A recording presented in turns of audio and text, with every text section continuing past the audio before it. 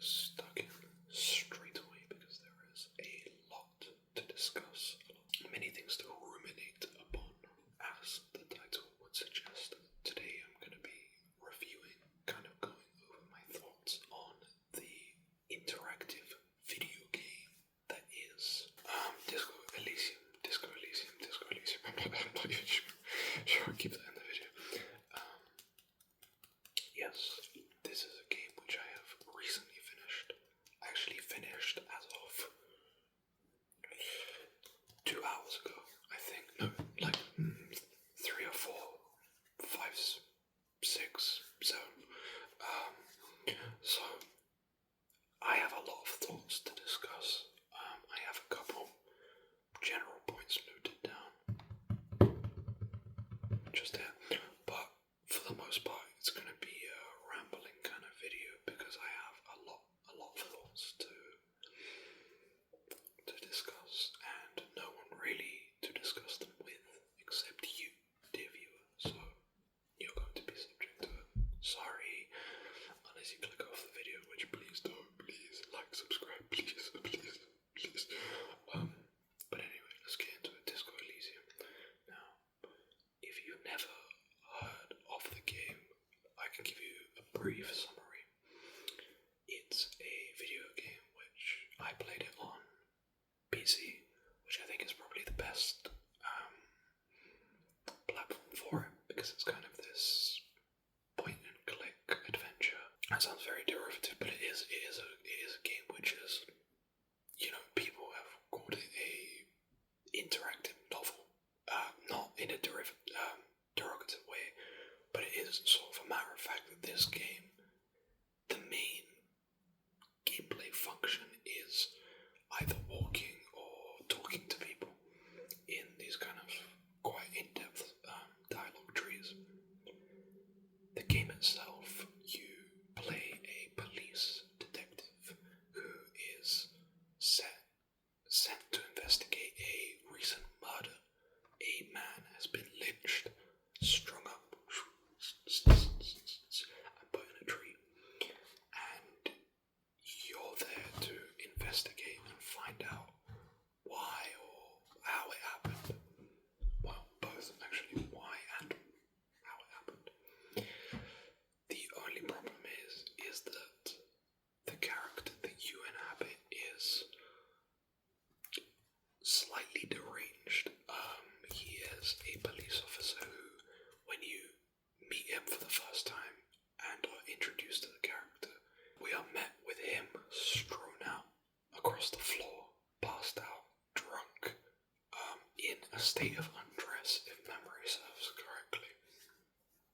What's more is that he has completely lost his memory, and this serves a few functions in the game. It means that the person that your character was before you started playing as them has gone around and caused a lot of chaos in this town where this murder has happened, and a lot of characters hate you for it, rightfully so, because you have been a nuisance. Some characters like you for it, because you drank with them and engaged with them, but because of your recent memory loss, it means that the character that you play as is effectively a blank canvas for your choices. And really, this is what this game comes down to. It's freedom of choice, freedom of expression as the individual. The tagline of the game, if you go and see anything about it online, is what kind of cop are you? And that's the main thing. It allows you to roleplay a lot more in depth than many games of the same time. I can't think of another game except maybe like Divinity or Baldur's Gate or something which allows you to roleplay in such a capacity in terms of the kind of conversations that you can have and the amount of self-expression you can put into this vessel, i.e. your character. Now, your character also has these voices that speak to him as part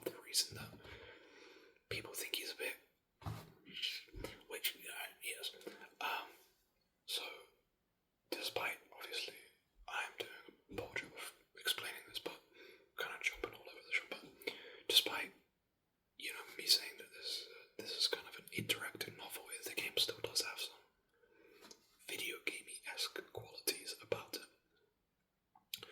One of which is that you have stats that you can upgrade like any video game, kind of like a Skyrim character where you sort of spec into your smarts or your strengths or reflexes, things like that. But all of them have like surprising uses that you don't expect, and then suddenly you need to do a skill check to catch a set of keys, or else you'll embarrass yourself in front of a pretty girl who you want to impress or something in the game. As well as that, these individual skills also have voices. They talk to you in these dialogue trees when you're speaking to people. They'll call out to you, they'll speak to you, they'll give you different ideas, or for example, one of them is authority, a skill you can level up as authority. This is the level to which people respect you, and how you can put someone in their place. Like, there's a kid in the game who doesn't really respect you, but if your authority is high enough, you can put him in his place and get him to tell you what's what. Now, that's the practical use of the skill, but also you can, this authority psyche is a actual character that speaks to you. While you're in the dialogue tree, he'll say to you, he'll go, "Who does he think he is, talking to you like that? Put him in your place." I'll put him in his place, sorry. Which is really fun, because what I find even more interesting is that all of these voices aren't reliable narrators, but they act as characters that can sway your opinion during dialogue scenes. One of my favourite ones is called Suggestion. Suggestion is it's a talking skill. It's a skill that's used to talking to people. I think the literal description of it in the game is like something about like charming both men and women as kind of as being charismatic in the game. My suggestion when I started the game was very low. I didn't know anything about the game really, so I read the description. I was like, I can get by. I spec'd into like being very smart and having like good reflexes, like if you've played the game, like the purple one and the yellow one, there's like the two. There's 4 colours. No, there's 2. I spec'd most into. The one I spec'd the least into is physicality, because I was like, I don't really care about like being strong. I think for a first playthrough, I wanted it to kind of be like a self-insert almost, or at least a character which best represents myself. Not to say that I'm some super genius, but it's what I just personally find more interesting in the story. But as a result, like I said, my suggestion was really low, because I was like, I'll just be like a bit antisocial. The suggestion voice kept giving me really bad suggestions. It'd be like, you should say this, maybe this will get him on your side. And almost every time it was a terrible suggestion. It never worked. Which I found really endearing, because I was like, it feels, it does feel like you're insane, because I'm describing these things like they're actual characters. But in universe, in game, your character is just standing there, deadpan, 1,000-yard stare, staring at someone while he has a conversation with himself before answering. So it's a lot of fun. As for the game itself, as you can probably tell by how I'm talking about it, I really, really enjoyed it. As I said, I'm still quite fresh off of finishing it, so maybe I should wait a little bit, or maybe like come back to it and re-review it.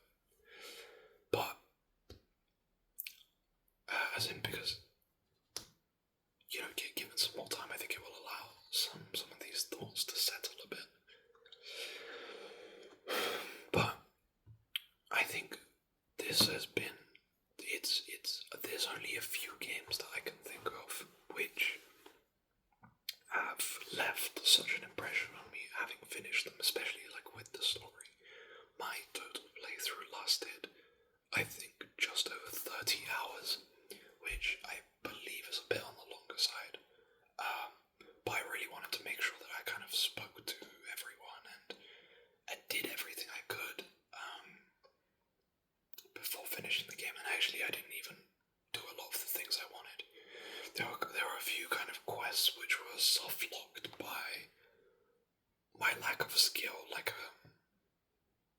which I found a bit frustrating. Like, there were a few quests which I wanted to complete or see through to the end, but either I couldn't find an alternate way of doing them, or I was kind of like soft locked out of doing them, which was a bit annoying because I would have liked to have got in more during this playthrough. But I think I probably will do another playthrough, different character, more the evil role. I think that's like the general thing that a lot of people do, is to kind of do one playthrough, which is a quote-unquote good playthrough, and a bad playthrough where you do all the things that you wanted to do but didn't because your moral compass was swaying you.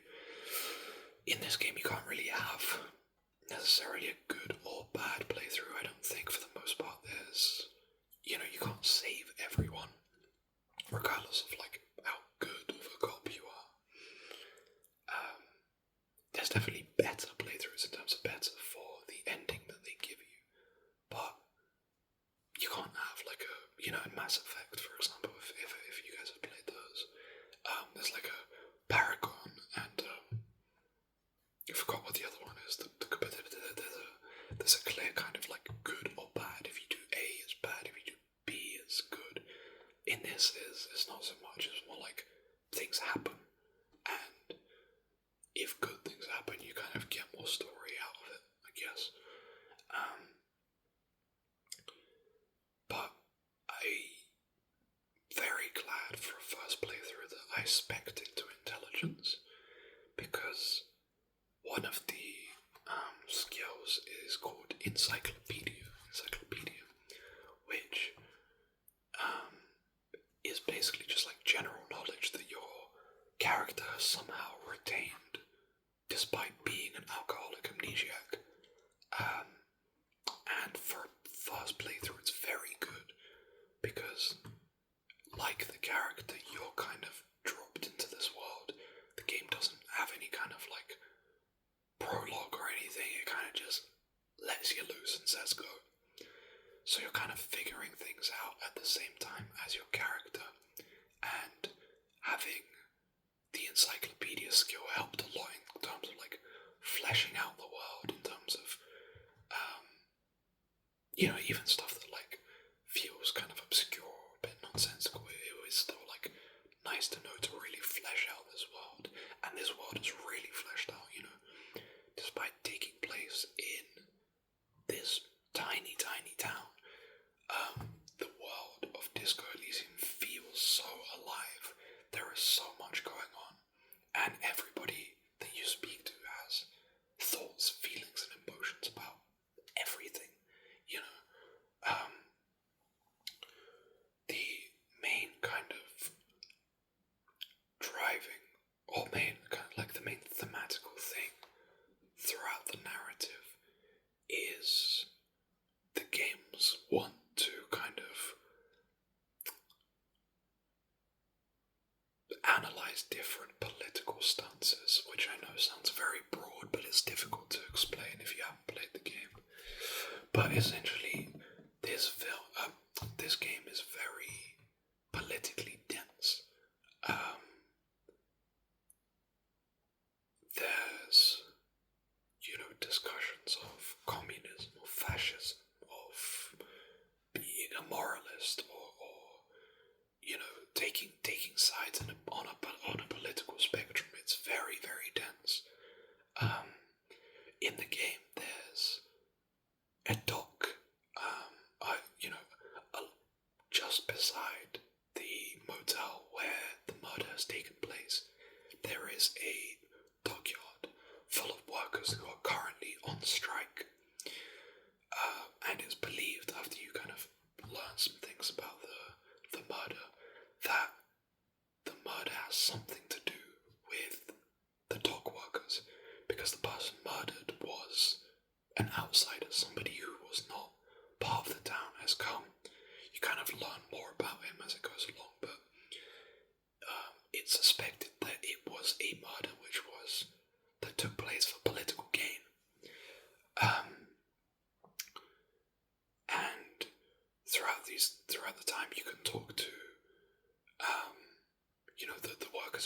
thing, for example, when they say, every worker is a member of the board. Very, not very subtle with its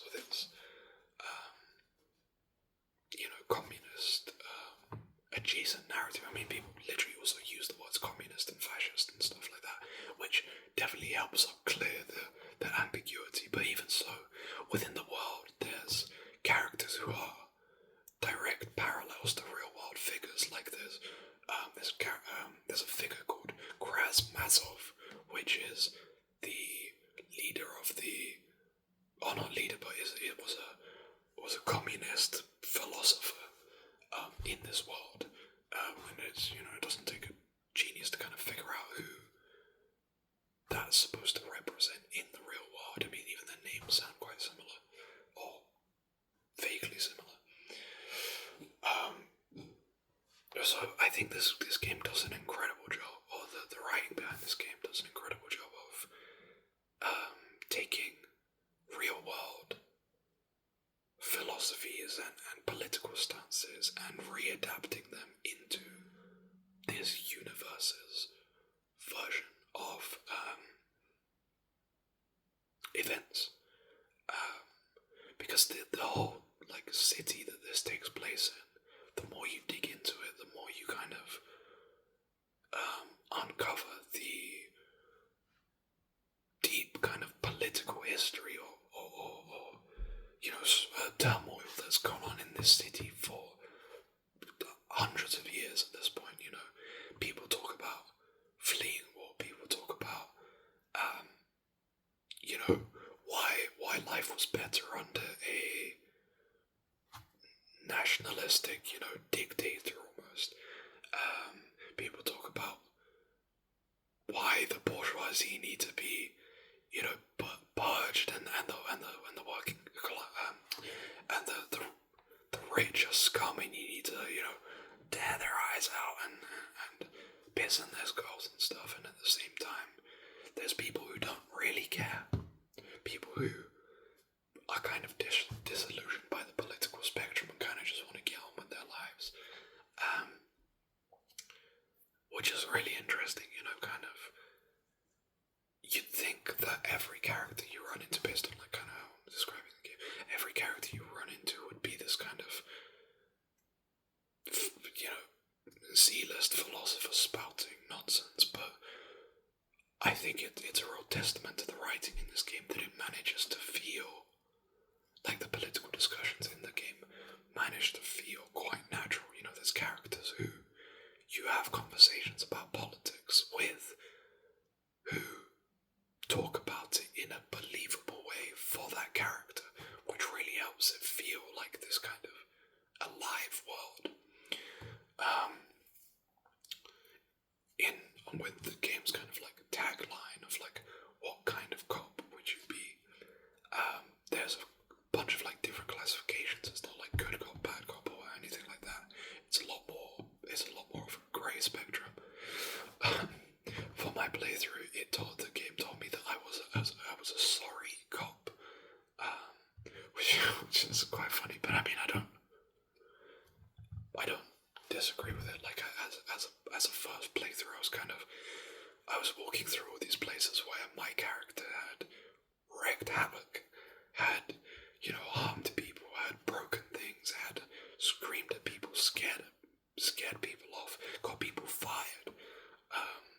And I just felt like at least, one version of this character needed to apologize for what he done. I was I was reading, I was like, damn man, I'm sorry that I made you so uncomfortable you quit your job, So, I think that's quite interesting, but I would have liked to have got a cop title, which was a little more interesting. There was one which was like Mega Cop or Super Cop or something like that, where it gives you these dialogue options which are deliberately kind of over the top and ridiculous. You're having a conversation with a character who is a bit grey, or that you're not really supposed to like, and one of the options is just throw a middle finger at him or something like that. Which I think if I do another playthrough, I'd like to do a playthrough like that, where I'm kind of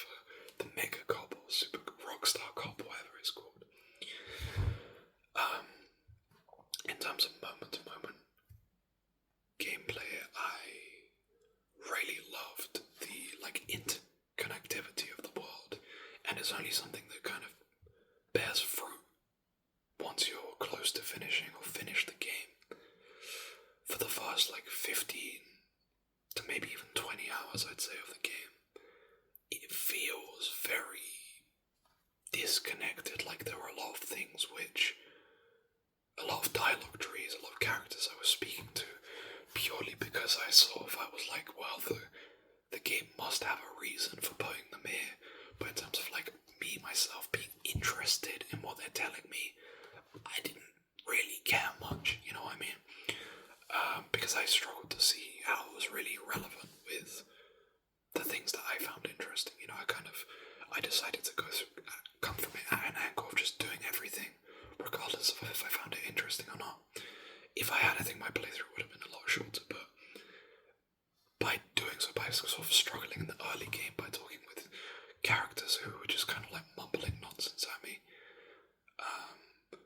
you really see the fruit of that as the game continues, because you sort of realise which characters are interconnected, or, you know, something that a character tells you comes up again later. This game has an incredible way of accounting for so many things that the player could possibly do. Take, for example, while searching around the crime scene of this dead man's body, you can go through the trash next to the body to look for clues or whatever. And one of the things you could do a skill check for it, and it's dig around to see something, to see if you can find anything that was interesting. Beyond the evidence that you find, and you pull out this yellow mug, and on the mug there's a racist caricature. I don't remember exactly what it is. It's racist in terms of the in-universe racism, it's a place or ethnicity that doesn't exist. I assume there's sort of a real world parallel to it, but whatever it is this racist cartoon that's on a mug. And your partner kind of goes to you do you want to take the mug? I mean, what do you need it for? And even the one of the voices tells you it's just a mug, what do you need it for? And I was like, well, I mean, I've got it, maybe it will come up at some point, you know what I mean? So I pocket it, and then surprisingly this mug that I picked up in the opening 2 hours of the game ends up being an item you can have a conversation with, or at least ask various characters throughout the game about. Completely, if I didn't pick up this mug, that A, I could have failed a roll check for, or B, just chosen not to take it all, I would have missed out on dialogue with these characters. You can have a conversation with guys who are racist, and you show them the mug, and they laugh and they find it funny, and they like you more for it, which helps you in other role checks when trying to convince them later on. It's so interesting, and just in general, it stresses me out just to think how the dialogue trees and stuff what would have worked in the game. The game accounts for character. There were characters who I very easily should have spoken to in the early game, but I had just completely missed. I just ran past them, because either I hadn't found where they were, or just hadn't spoken to them because I was doing other quests which I'd already started and wanted to finish.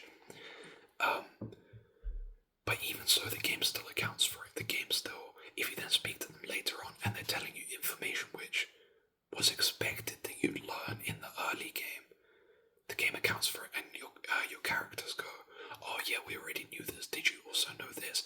And they give you other dialogue which you would have learned otherwise. I have no idea, or well, I have an idea, but I mean it just thinking about it makes my brain hurt for the hours that the writers must have spent. I saw a statistic. I was sort of reading up a bit about it after I finished the game, because I feel like I can avoid spoilers now. I read something about it that apparently the entire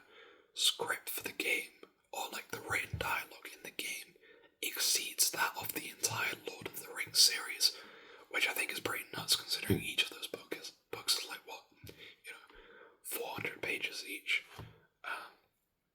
But I believe it based on just how many branching conversations you can have with characters and how many characters there are. The game on the main menu has this thing called a collage setting, which is kind of just this like little fun. No, it's not even a mini game. It's just like this little.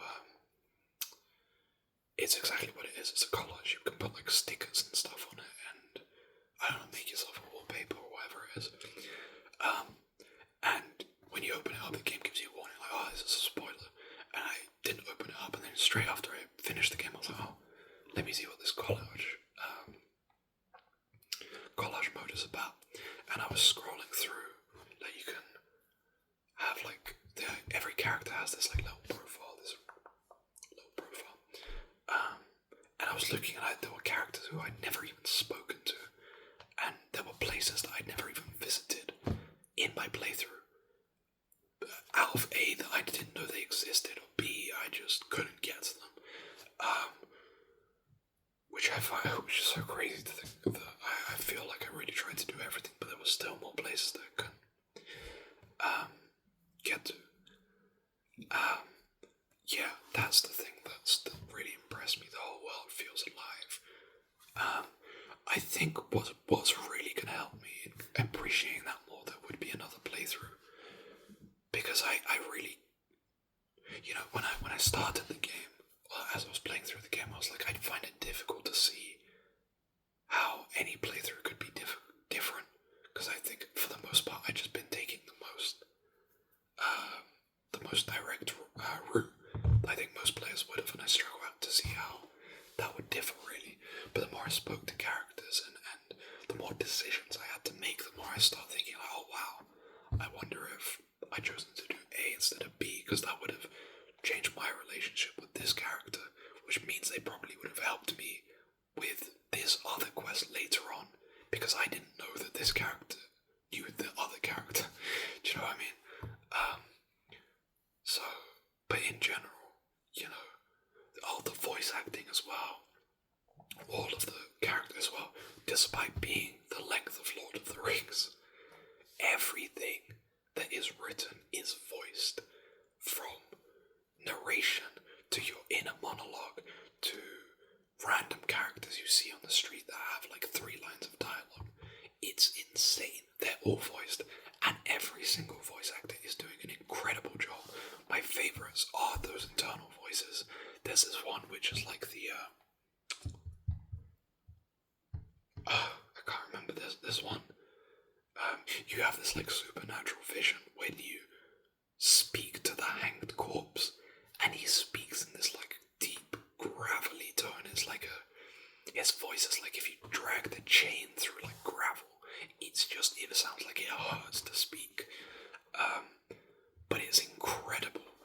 And every character is voiced perfectly. I was just amazed. I think that's a benefit of this quote-unquote final cut.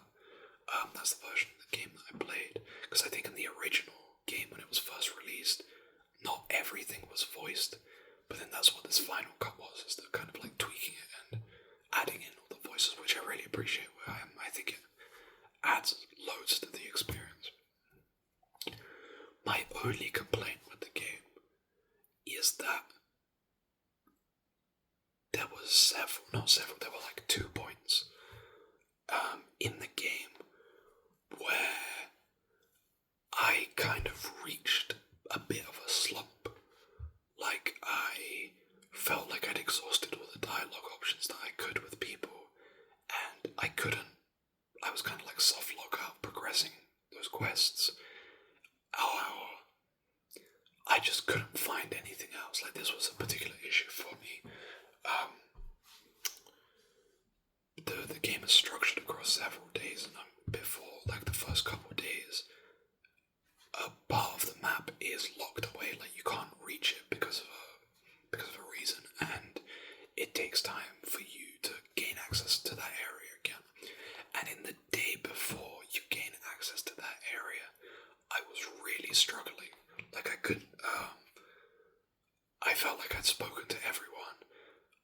all of the quests that I was trying to do had reached a point where I either needed to wait for something to happen, or I needed another skill point which I just didn't have to retry those checks, and I just didn't know what to do. I was sort of just walking around the central hubs.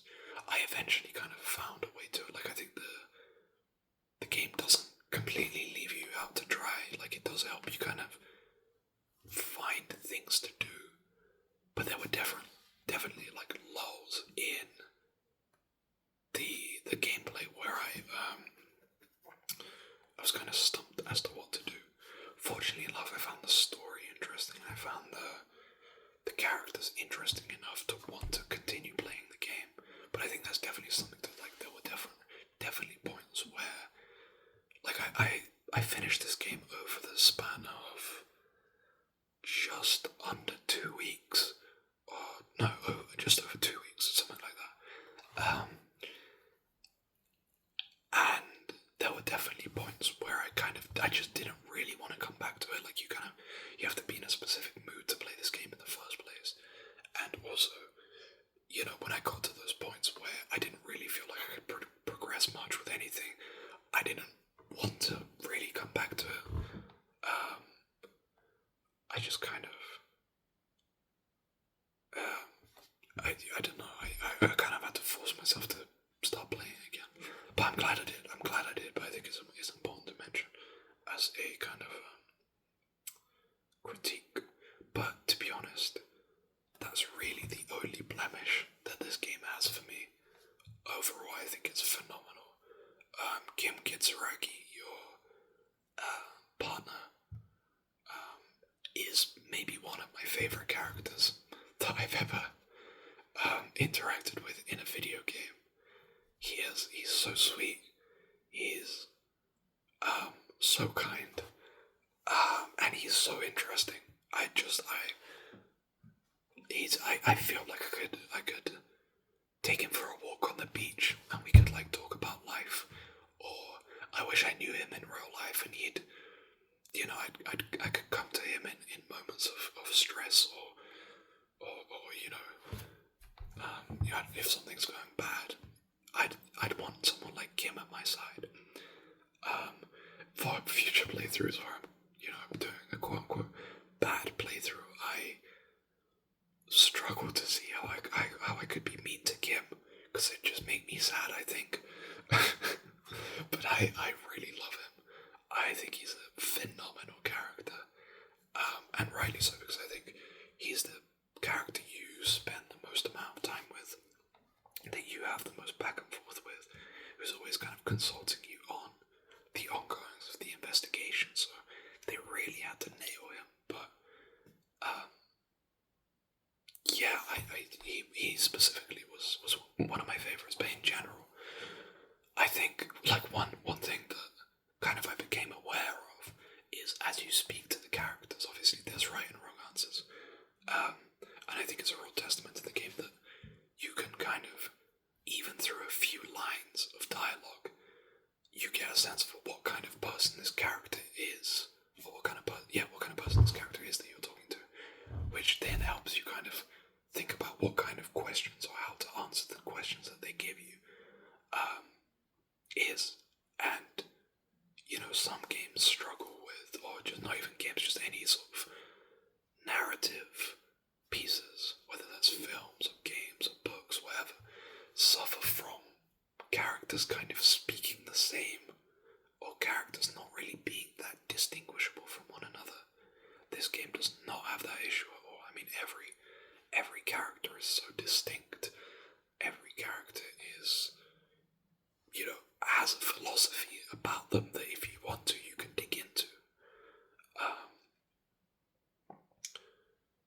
As for the central kind of, murder itself, I think for a game as unconventional as Disco Elysium, unconventional in the sense of like its gameplay, and the experimental nature of some of its dream sequences or characters, first, the conclusion to that story kind of threw me a bit. But you get to have a long conversation about why it happened the way it did. And the more I kind of spoke to it, the more I thought that the ending is great for the story that this kind of game wants to tell, for the thematic through lines that this kind of game has. I think it's perfect. I would, I love kind of a more simpler, like, whodunit, like something like, if you think of, like, if you've seen Knives Out, I love those kind of, like, whodunits. This isn't so much that, it's a lot more complicated.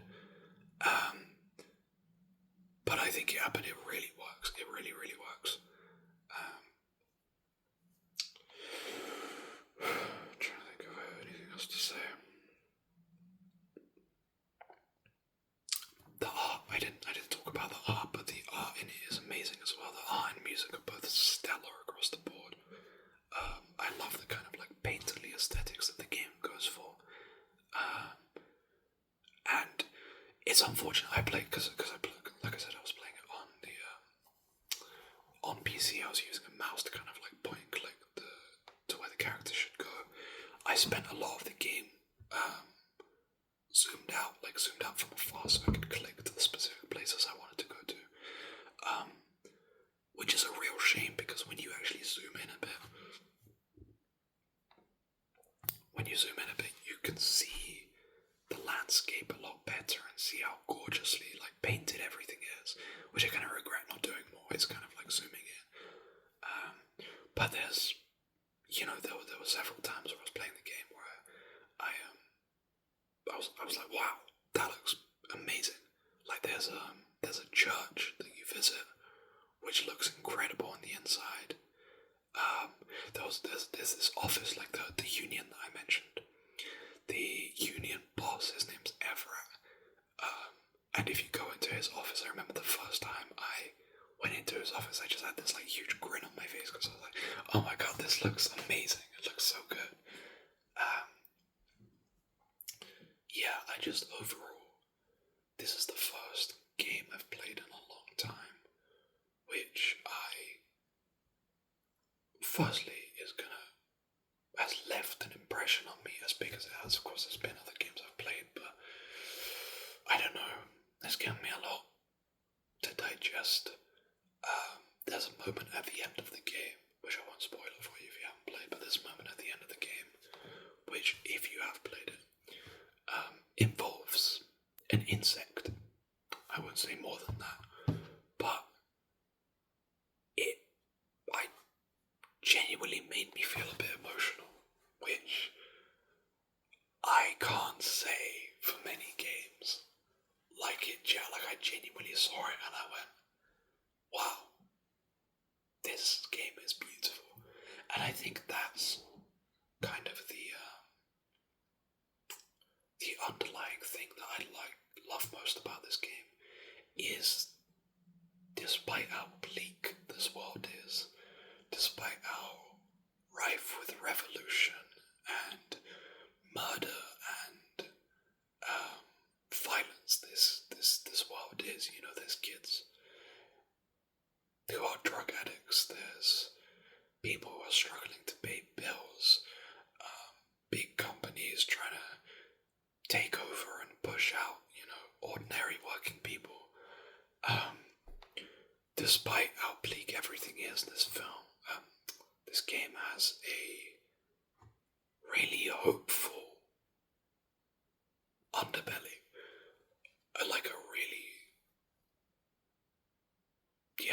I think that's the best word for it. Hopeful. Hope.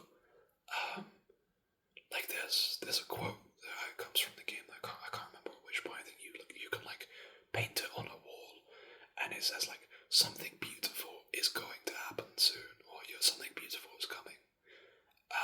And I think that really surmises a lot of the game. You can have characters that one of the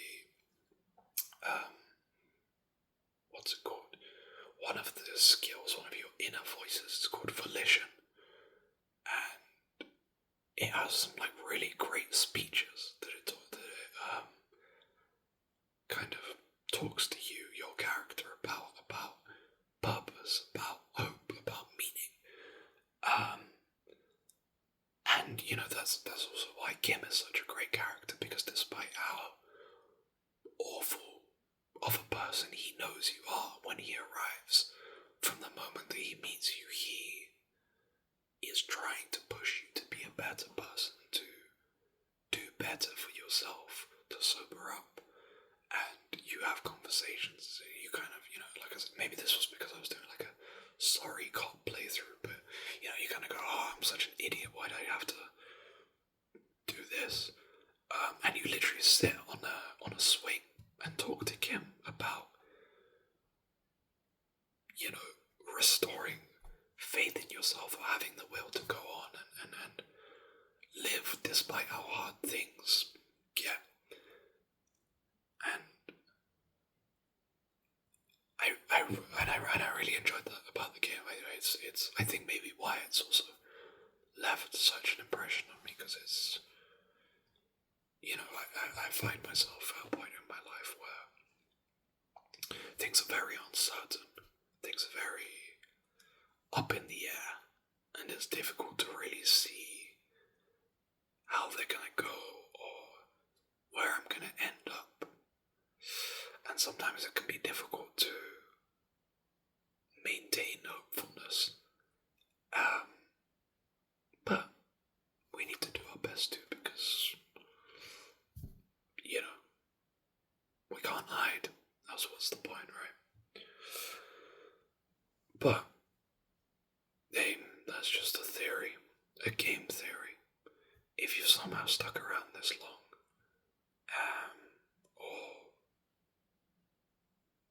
if you've stuck around this long, thank you for watching.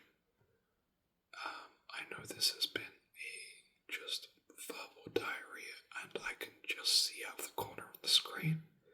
I've been recording for 45 minutes, which is bonkers. Clearly I've got a lot to say about it. It's probably going to be shorter